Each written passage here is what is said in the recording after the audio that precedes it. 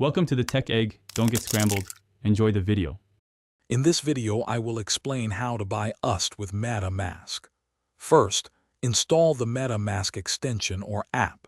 Then, create a new wallet or import an existing one, ensuring you keep your seed phrase safe.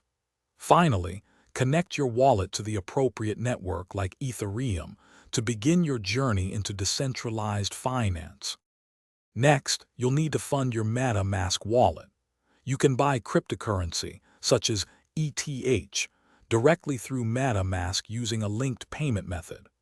Alternatively, transfer existing crypto from another exchange into your MetaMask wallet. Always double-check the address before confirming any transfer to ensure your funds arrive safely. Now let's swap for USD.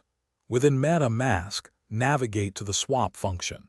Choose the cryptocurrency you wish to exchange, like ETH, and select USD as the token you want to receive.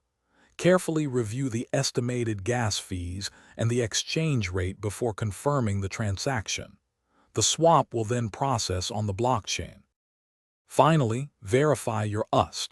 After the swap completes, check your MetaMask wallet to confirm your new USD balance. If you don't see it immediately, you might need to add the USD token manually using its contract address.